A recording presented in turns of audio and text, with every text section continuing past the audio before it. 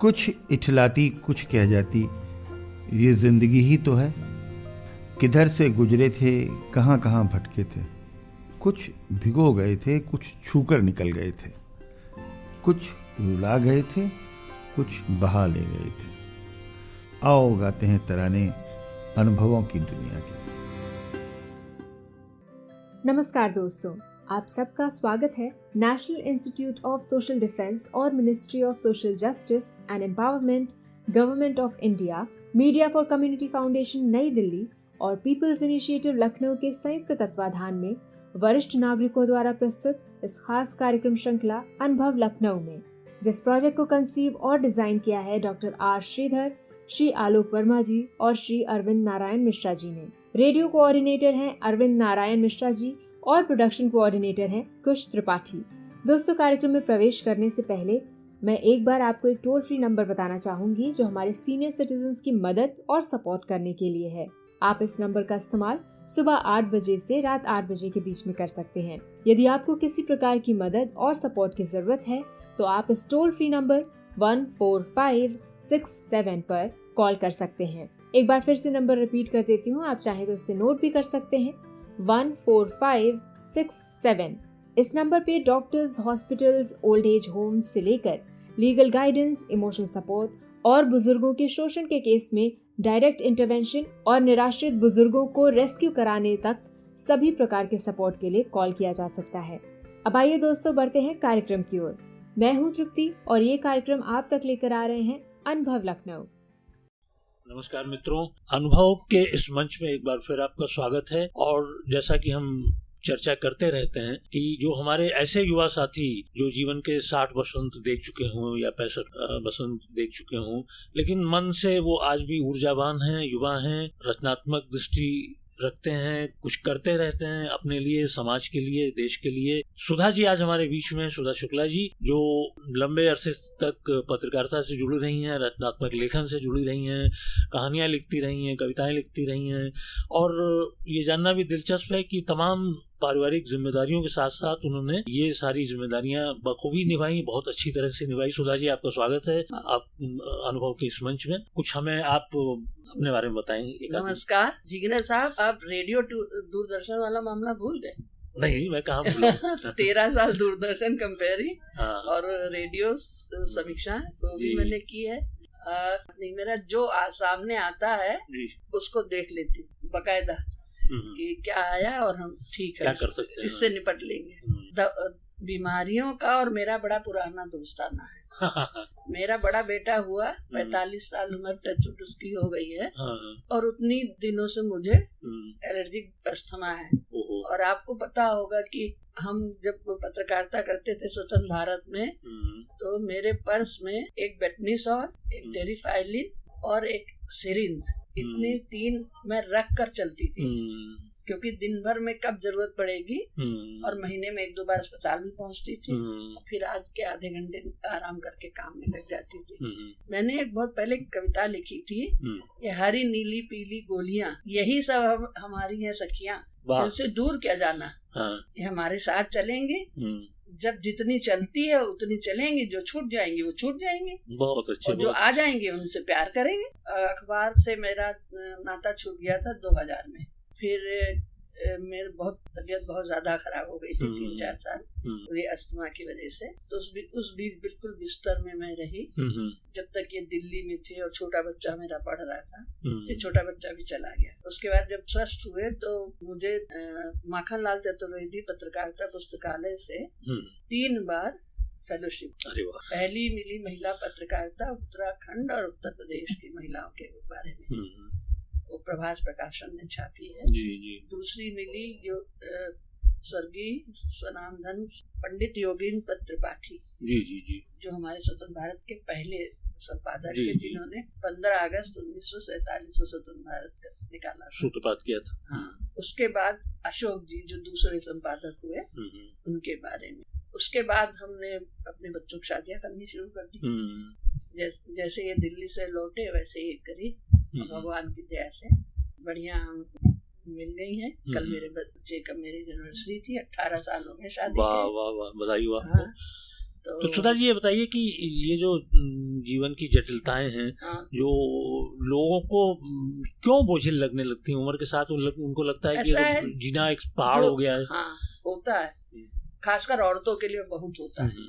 हम जब काम करने निकले उस समय मेरी उम्र 33-34 साल की हो चुकी थी। 2 बच्चे थे, दूसरा बच्चा 4-5 साल का हो रहा था, बड़ा बच्चा उससे 6 साल बड़ा है। तो जब तक दोनों बच्चे कैसरोल से अपना खाना निकाल के खाने नहीं लगे तब तक मैंने कोई काम नहीं किया। एक आध बार दूरदर्शन गई, एक आध लेख लिखे, पता नहीं छपे कि नहीं छपे। फिर जब मैं निकली तो I was older than everybody.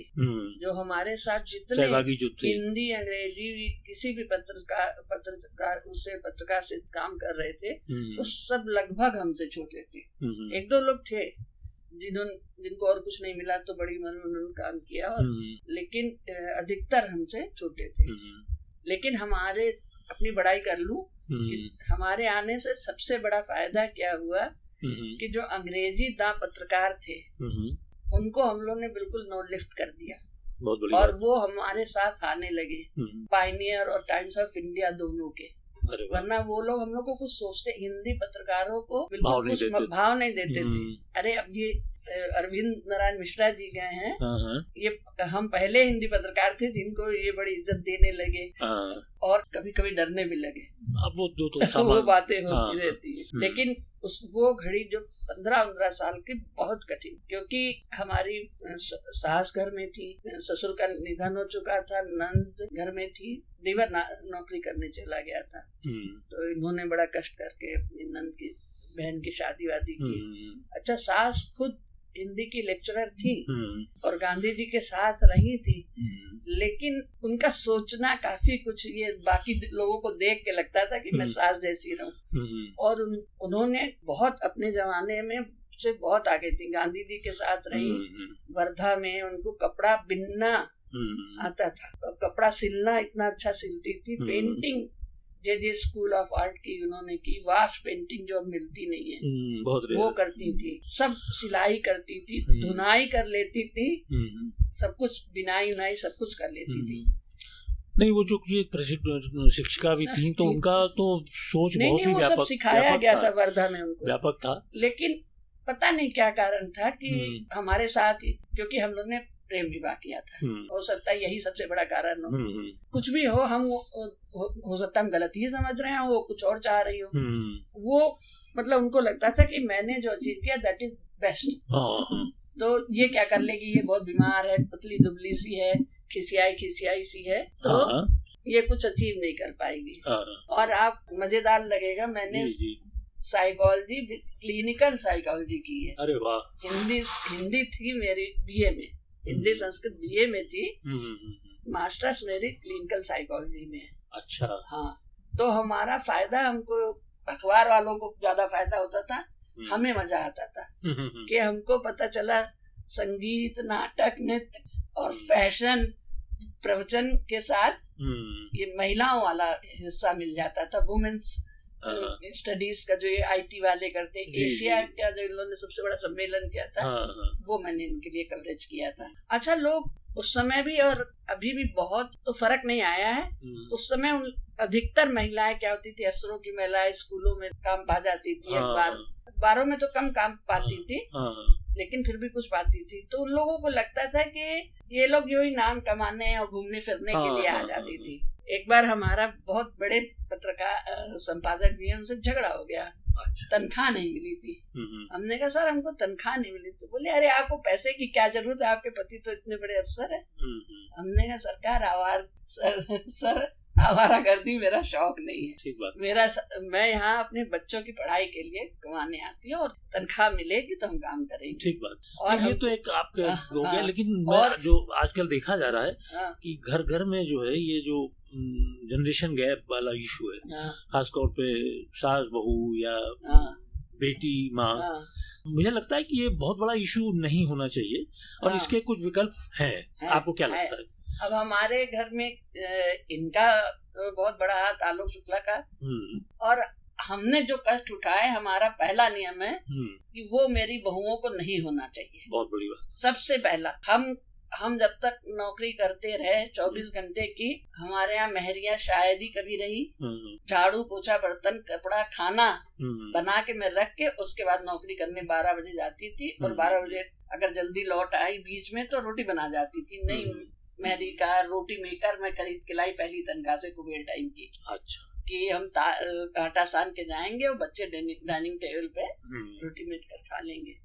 और लेकिन जैसे मेरी बड़े बेटे की शादी हुई, मेहरी झाड़ू पोछा बर्तन दोनों काम के लिए और खाना बनाने में एक टाइम के लिए रख लिया, और उसके साथ था कि वो आटा सानेगी और रात की सब्जी बना के जाएगी। ये आपने अपने अनुभवों से सीखा? अपने अनुभव से हमने कहा कि ये हम अपने आराम के लिए नहीं, अपने बहू को तकलीफ से बचाने के लिए कर रहे हैं। तो एक तरह से आपने जो संभावित टकराव था उसको अच्छा टाला। हमारी बहुएं जो है सारे कपड़े पहनती हैं, इन्होंने भी कोई इतराज, इन्होंने कहा बेटा ये जब हम बहुओं से कहते हैं कि ये तुम्हारा घर है इसको संभालो, तो फिर उनको घर अपना घर लगने क्यों नहीं देते? हमें ये सबसे बड़ी दिक्कत कुछ है। आजादी भी तो दें। नहीं, कुछ नहीं, उनको ये लगने क्यों नहीं देते? पर्दे किस रंग के लगेंगे ये हम क्यों बताएंगे? ठीक बात है, वो उनको समझ में आता है, वो सजाए, हमने बहुत दिन कर लिया। अब हम तो सास ससुर की करते रहे, अब हम बच्चों के मन की करते हैं। अब इस समय कई बार इनको पसंद नहीं आता है। अब हमारे बच्चों को पास्ता पिज्जा बहुत पसंद है, गाली में ये सब खाते हैं, खाने दीजिए, ये मजबूरी में खाते हैं।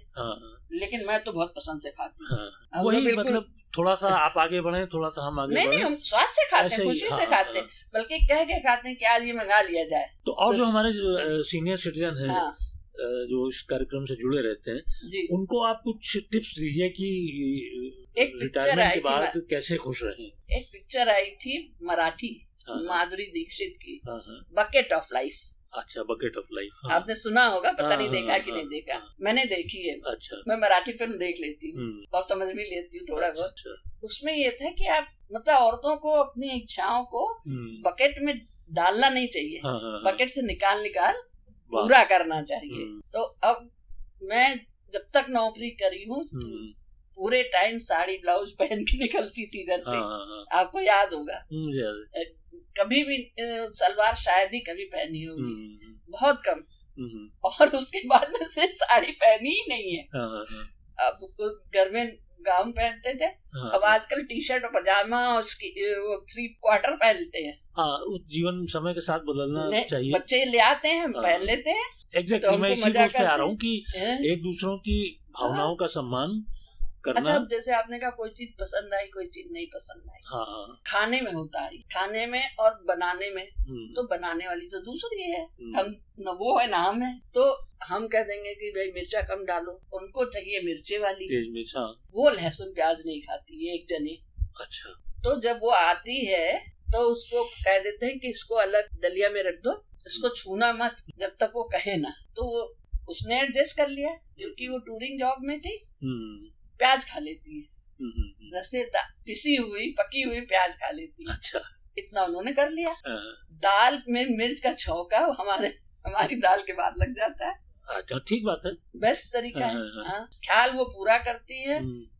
हमारे अपने पास बेटी नहीं है, हमने अपने जेठ की बेटी को अपनाया और पढ़ाया, और भगवान दया से बहुत अच्छी है, NRHM की डिस्ट्रिक्ट इंचार्ज है। बहुत अच्छी बात। उसको जो चीज देते हैं वो दोनों बहुओं को भी मिलती है। तो बहू बेटियों जिस तरह से वो उनको कहते हैं कि दूध पियो, वैसे आज इनके सामने ही हम कह रहे थे, बेटा 40 साल की हो गई हो, कैल्शियम आयरन और जो भी जरूरत हो लो, क्योंकि दूध तुम नहीं पीती हो, इसलिए बाद में अब तकलीफ का समय आ रहा है। अब आप हमको सोचिए, हमें क्या क्या है। थायराइड हमको है, स्पॉन्डिलाइटिस विद सर्वाइकल लंबर दोनों, कुल मिला के आपका टिनिटाइटिस, न्यूरो प्रॉब्लम। कुल मिला के आपका मतलब ये है कि जीवन है तो बीमारियां भी रहेंगी और जिंदगी के मौके भी रहेंगे। बर्तन में कितनी मिर्च कब डालनी है ये भी आपको बैलेंस करना पड़ेगा, नई पीढ़ी के साथ, अपने जीवन साथी के साथ। एक चीज मैं बताऊंगी। जी बताइए। देखिए, हम लोग जैसे फेमिनिज्म का झंडा उठाते हैं, तो चैरिटी बिगन्स एट होम। बिल्कुल ठीक बात। हमारी बहू नौकरी करती थी, एसकेएफ में आईसीआईसीआई की मैनेजर थी, कार्ल ज़ाइस की सेल्स मैनेजर थी। बच्चा, सारे घर वालों ने मेरा जीना हराम कर दिया कि बच्चा पैदा कर ले। हमने कहा भाई मेरे पास अकबर की संपत्ति नहीं है कि वारिस जरूरी है। ठीक बात। जिस दिन उनको समझ में आएगा वो करेंगे, उस दिन वो पैदा करेंगे। और वहां जाकर बेंगलोर में इसके रहने सहने का तरीका देखा कि सवेरे 8:30 बजे निकल रही है, रात में 11 साढ़े 12 बजे आ रही है। तो मैंने कहा मेरे ख्याल से शायद ही कोई सास कह पाएगी, मैं अपनी बड़ाई नहीं कर रही। मैंने कहा देखो बच्चा करना है या नहीं करना है तुम्हारी निर्णय होगा, लेकिन बच्चा पैदा करने से पहले बच्चे के लिए समय ले ले। तुम्हारे पास बच्चे को पालने का समय हो तभी तो करना, हमें नहीं जरूरत। बहुत अच्छी बात कही सुधा जी आपने। कुल मिला के लबोलवाब ये है कि एक जीवन में संतुलन और समन्वय बहुत जरूरी है। और इसी से आप अपनी जीवन की सांझ को भी खुशनुमा बना सकते। बिल्कुल। हमारी बहू ने बेटी अडॉप्ट की है। अरे वाह। नौकरी छोड़कर बिजनेस कर रही थी, बिजनेस भी अब बंद कर दिया। अच्छा। 24 घंटे हमने 2 बच्चे पाले। इतना पागल हम कभी नहीं थे जितनी वो उसके लिए रहती। बहुत अच्छी बात है सुधा जी, बड़ा अच्छा लगा इस मंच पर आपसे बातचीत करके। हम उम्मीद करेंगे आगे भी आप हमारे जो वरिष्ठ नागरिक हैं उनके साथ संवाद का सिलसिला कायम रखेंगी। बहुत बहुत आभार, बहुत बहुत धन्यवाद। दोस्तों फिलहाल वक्त हो चुका है आपसे विदा लेने का, और चलते चलते आपको एक बार फिर से अपने वरिष्ठ नागरिकों की सहायता और सपोर्ट के लिए जो Elder line toll free number है वो बताना चाहूंगी, 14567। इस नंबर पर आप सुबह 8 बजे से रात 8 बजे तक कॉल कर सकते हैं और किसी भी प्रकार की सहायता आपको यहाँ पर प्रदान की जाएगी। अगली बार फिर लौटेंगे ऐसे ही किसी खास शख्स की प्रेरणादायक जीवन यात्रा की कहानियां लेकर। तब तक के लिए स्वस्थ रहिए, खुश रहिए। मैं तृप्ति लेती हूँ आपसे इजाजत। नमस्कार।